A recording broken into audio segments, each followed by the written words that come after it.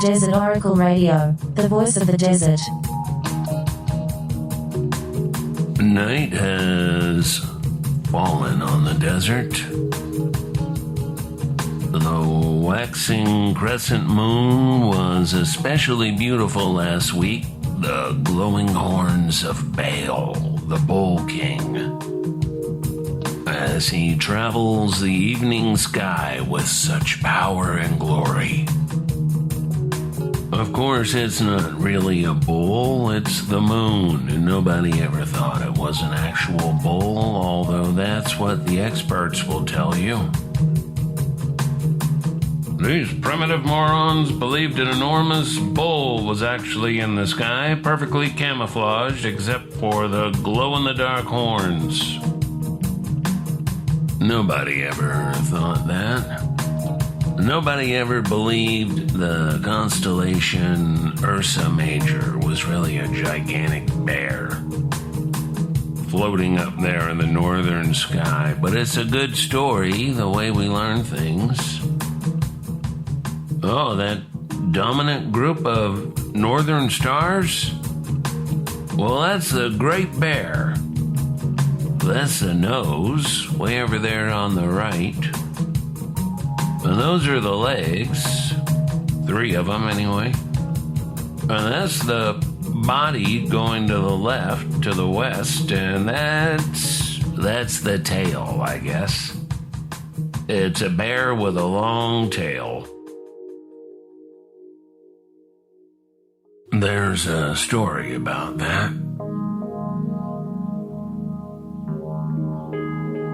And then wherever you lived in the northern hemisphere, there was a story.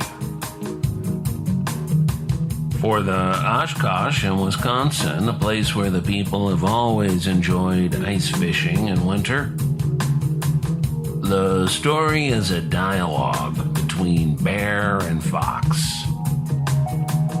Bear is hungry, and the fox gets all the fish, and then, just to be mean, fox tells the bear how to fish the ice-covered lake. And the fox says, "Hey, bear, knock a hole in the ice and sit down, and when you get a bite on your long bear tail that bears have while this story is taking place, well, there's your fish, all you want." So bear knocks a hole in the ice and sits there too long with the tail in the cold, cold water, waiting for a bunch of bites to bring in a big catch, and that's how bear lost its long tail. That story is common to many tribes, many peoples of the Great Lakes, and wherever the winters are especially long and cold. And now that time has passed, the winter time, because it is May, the merry month of May, the time of flowers. And the Mojave, the hedgehog cactus, are blooming, and the creosote are getting their brilliant yellow flowers. There's always some chia or some mallow, but no vast carpets of wildflowers this year, none that I saw anyway, and I ranged around a little bit this spring. I'm happy with whatever I encountered. But it wasn't enough to get the multitudes out here.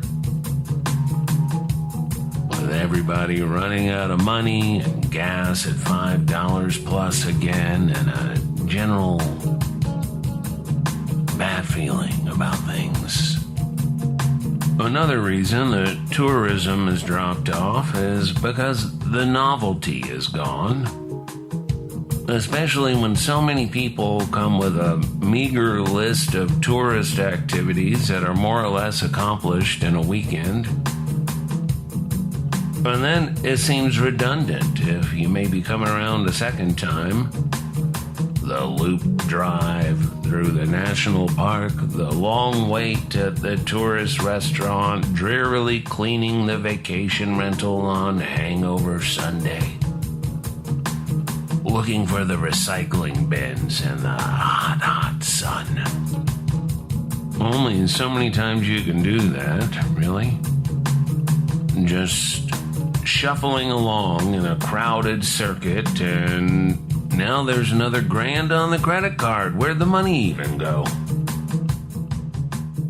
Dave Foreman wrote an interesting book some years back called Rewilding America. I'm sure I've mentioned it before on the program. The title describes the book just fine, Rewilding America.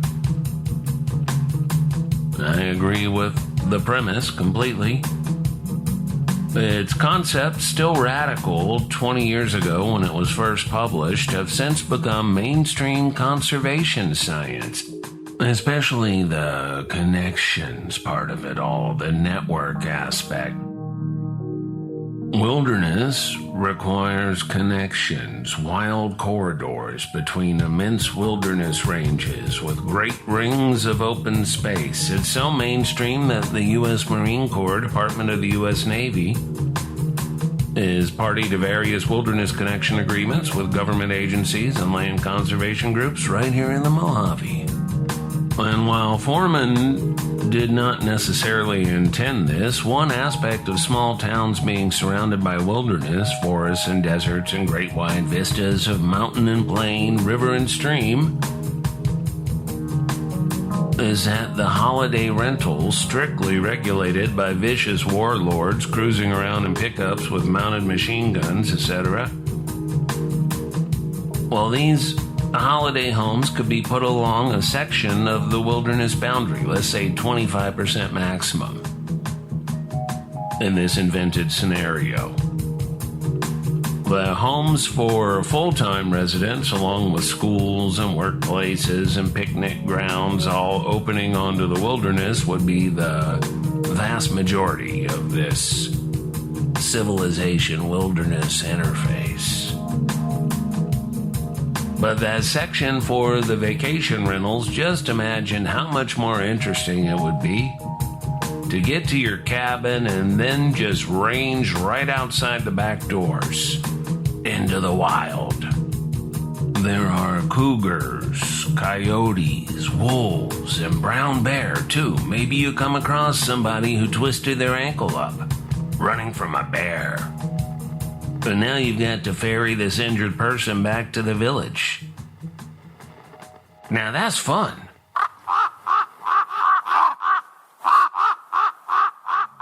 Desert Oracle Radio. Spotting great herds of black-tailed mule deer or pronghorn antelope, seeing the hawks and eagles in the sky above. Hiking out to the creek or the mountains, ever aware that this is a place of wilderness. A place of predators and prey. So you carry this injured person back to the village. 6 miles on pretty good trails. Everybody brings home a good story. Everybody has a good, healthy adventure. Gets the adrenaline going for a purpose. Running for your life. Running from a bear who wasn't even really interested. You just sort of got in its way there while it was fishing. Then you get the injured to the field hospital before a dark night falls over all.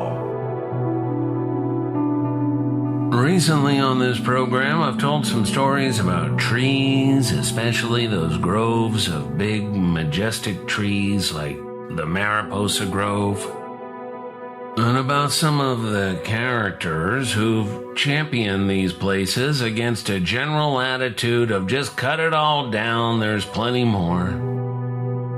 The attitude that just about wiped out the California Tule elk down to a single breeding pair in 1874.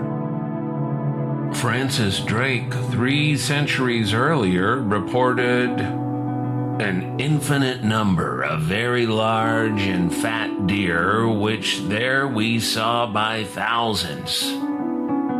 as we supposed, in a herd. That was when he landed in today's Marin County in 1579.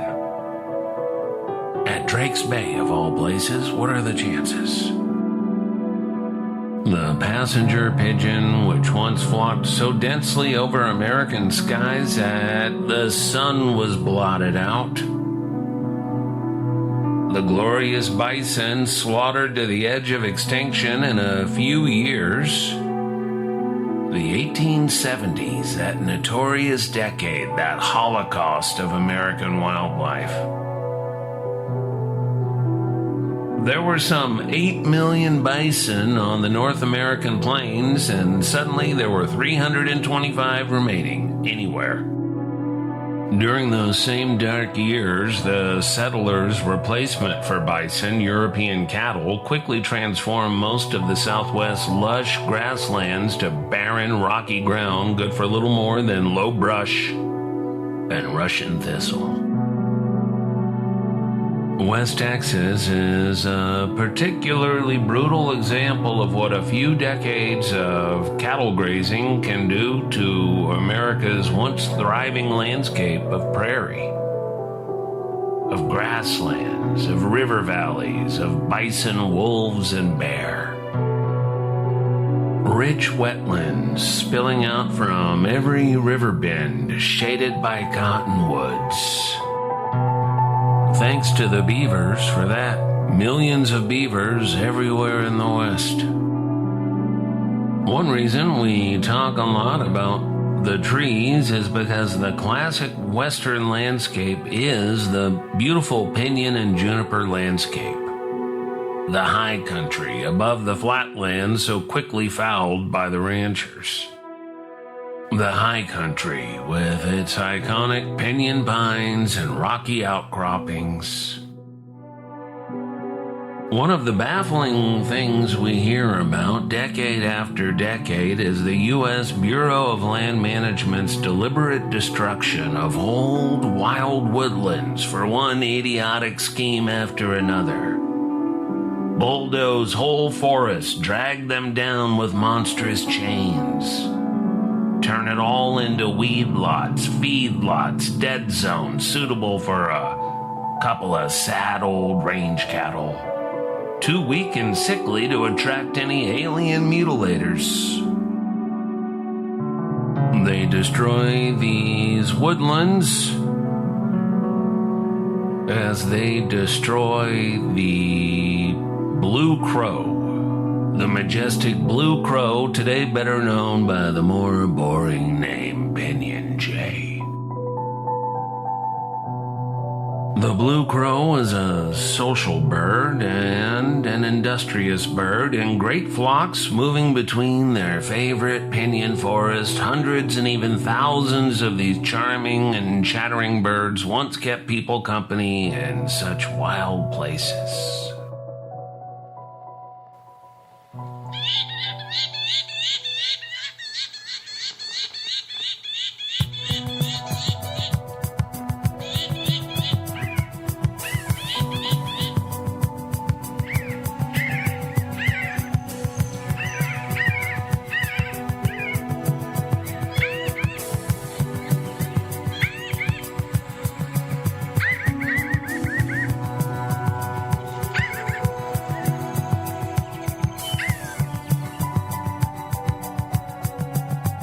But in the past 50 years, the number of pinyon jays has collapsed by 78%. The pinyon jay is the steward of the pinyon forest, for which the forest feeds and houses this crucial blue crow. Of the thousands of pinyon nuts the blue crow puts away for the winter, usually working with its mate and both returning to the spot throughout the year to store or collect, the few pine nuts left behind grow into new pinyons, expanding the reach of the woodland. More woodland means more wildlife. More carbon-breathing conifers, more precious western water stored in the ground, more wildlife corridors that connect mule deer and desert bighorn, and mountain lions along mountain and valley to vast zones of wilderness. The single-leaf pinyon is Nevada's state tree, which is not always a great honor, as the bear on the California flag could tell you if it was still around. But the last grizzly, the last California golden bear, as it's known on the state flag, was seen in 1924, 100 years ago, in what is now Sequoia National Park. The last one a hunter took down was 2 years prior, in 1922. In 1848, the year before the California Gold Rush, there were an estimated 10,000 grizzlies in California. Maybe this time we can do a little better. This is from an Associated Press article in August of 2023. Wildlife managers agreed to review the plight of pinyon jay. Albuquerque, U.S. wildlife managers announced on August 16 that they will investigate whether a bird that is inextricably linked to the pinyon and juniper forests that span the western United States warrants protection under the Endangered Species Act. The pinyon jay's numbers have declined over the last half-century as persistent drought, more severe wildfires, and other effects of climate change have intensified, leaving the birds with less food and fewer nesting options as more trees die or are removed. End quote. Why is the government removing forest? Removing woodlands? Do they all have pine borers in the brain? So look, if you want to help out our friends, the pinyon jays, the blue crows, you can contact U.S. Fish and Wildlife, or better yet, take a look at the Pinyon Juniper Alliance and look at the Take Action page. They've got contact information for the various bureaucrats, the state offices of the federal agencies, a sample letter you can adjust to your taste before sending off, etc. But the best way, as always, is to make use of these places. Forget the crowded national parks in peak season. Take your tent and your mountain bicycles and your ice chest full of steaks and beer to the federal lands outside those famed NPS boundaries. You'll have a lot more fun, for one thing. Who goes camping with the intent of sharing a pit toilet with 28 parking spaces full of loud strangers? Not me. Make use of places and raise hell when you see what the government bureaucrats are doing to these lands.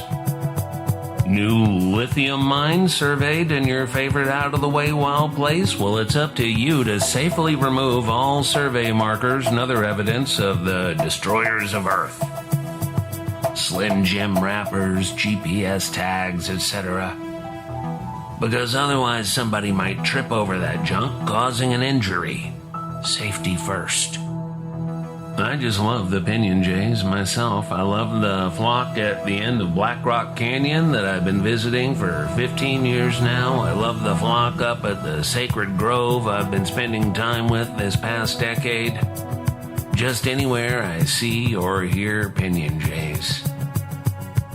They've got that special corvid charm, that weirdness we easily recognize and respond to. But unlike the more famous corvids, the ravens and the crows and the other jaybirds, Pinyon jays are decreasing, along with their iconic range.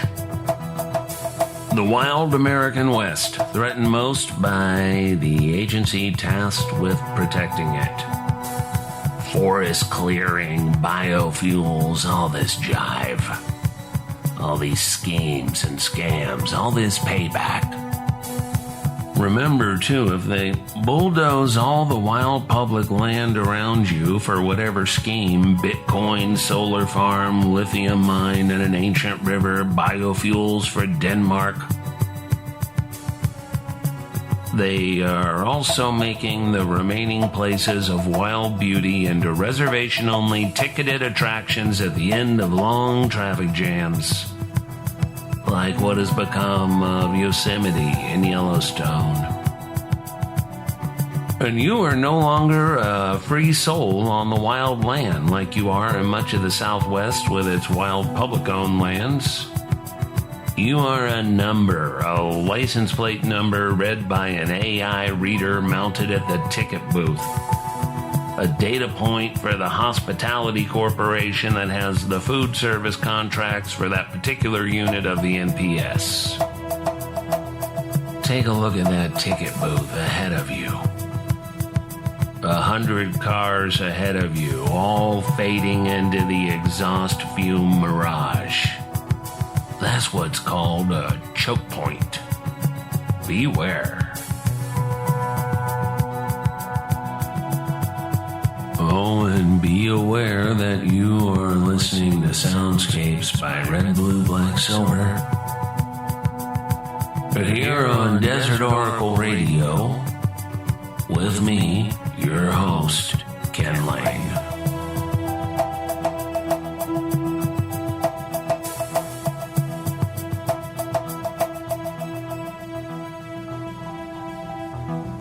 You ever wonder why this AI stuff, which is universally known to be 90% useless, is getting such a big, consistent push in 2024? Because something has always got to be pushed on the suckers. When the previous somethings run out of steam, like the world population or the market for $100,000 electric cars, or whatever the hell the metaverse was supposed to be, well, then all the hype gets redirected into whatever else can justify massive corporate expenditures. AI, neither artificial nor intelligent, is just an excuse for a dramatic increase in energy production to produce the expensive video game cards that run the shoddy, nonsensical AI software, to transport these video game cards to computer server warehouses around the world, and especially to run the server farms at full capacity day and night to prevent anyone from ever getting a correct answer again when they ask their phone how to cook a hot dog. That's AI. Every wrong thing you've ever encountered on the internet, but without the human sorted index that would occasionally show you the correct information after a full screen of ads. AI cannot even think at the level of a very basic idiot on Reddit, intentionally typing nonsense to troll the other idiots. All that AI can do is sift through all of that garbage and spit out utterly wrong results all day and all night forever until the last human dies of annoyance and climate change. That's if we don't do anything about it, I mean. Remember, they will end the world to drag out the last years of the obscenely named information economy. They will end the world. And they will believe until the end that somehow they will escape the catastrophe. That somehow they will both survive and thrive. Never before has it been so crucial to fight the machines and the psychopaths who fund them. And they know it. Why do you think they've made masking illegal now when 3 years ago you weren't allowed in a Burger King without your entire face covered in a mask?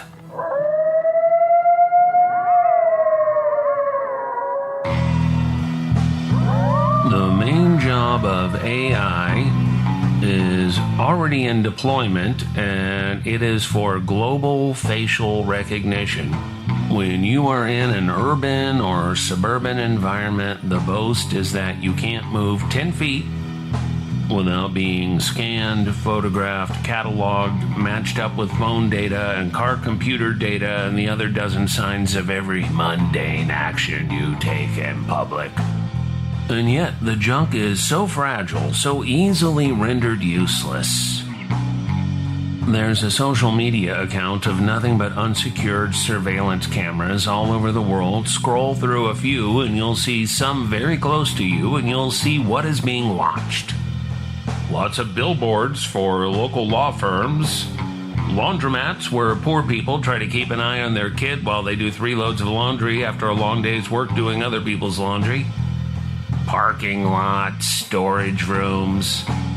You can just put a sticker over the lens, unplug the connector, snip the wires. There are so many ways to take its artificial vision, to blind it, to blind them, the great enemy ever watching. Remember the congressional lady who got in trouble for feeling up her date in a theater? Lots of people found that very funny, enjoyed shaming the woman, who was already shameless and void of all morality due to being employed as a congressperson. But nowhere did I see or hear anyone say, "Isn't that kind of creepy?"